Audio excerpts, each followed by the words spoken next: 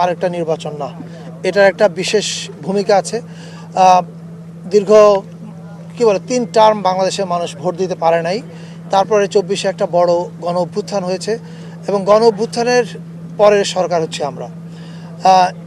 মানুষ এই ভোটের মধ্য দিয়ে, আপনারা আমাদের যে কমিউনিকেশন ম্যাটারগুলোতে যেটা দেখেছেন, মানুষ এই ভোটের মধ্য দিয়ে দেশের মালিকানা বুঝে নেবে। এই দেশের মালিকানা বাংলাদেশের মানুষের হাতে ছিল না, এটা আপনারা সবাই জানেন।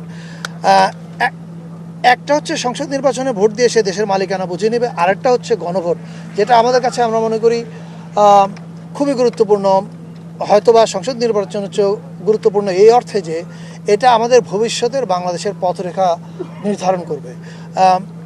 এই কাজটা মানে এই দুইটা নির্বাচন যেন মানুষের কাছে আমরা মেসেজটা পৌঁছাতে পারি, সেই মেসেজ পৌঁছানোর জন্য এই ভোটের গাড়ি কার্যক্রম চলছে এবং একই সঙ্গে তথ্য মন্ত্রণালয় অনেকগুলো কার্যক্রম করছে। এটা রিজন আপা একটু পরে বলবে, শুনবেন।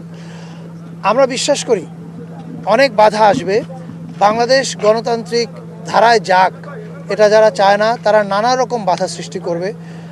আমাদের এই বাধা অতিক্রম করে নির্বাচনের দিকে আগাতে হবে।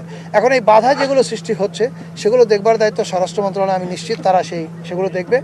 আমাদের দায়িত্ব হচ্ছে এই নির্বাচনে মানুষকে অ্যাওয়্যার করা, এই নির্বাচনে স্টেক কি তাদের সামনে এটা তাদেরকে বলা এবং তাদেরকে উদ্বুদ্ধ করা তাদের দেশের মালিকানা তারা যেন সবাই বুঝে নেয়। এই যে ঘটনাগুলো ঘটছে এগুলো তো ভয় দেখানোর জন্য, যাতে গণতান্ত্রিক যে ডেমোক্রেটিক ট্রানজিশন হওয়ার কথা সেটা যেন না হয়।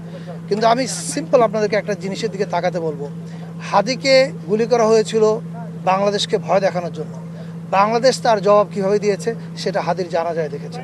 সো আই থিঙ্ক এখানেই উত্তরটা আছে, কোনো কিছু দিয়ে ভয় দেখানো যাবে না। ডেমোক্রেটিক ট্রানজিশন এবং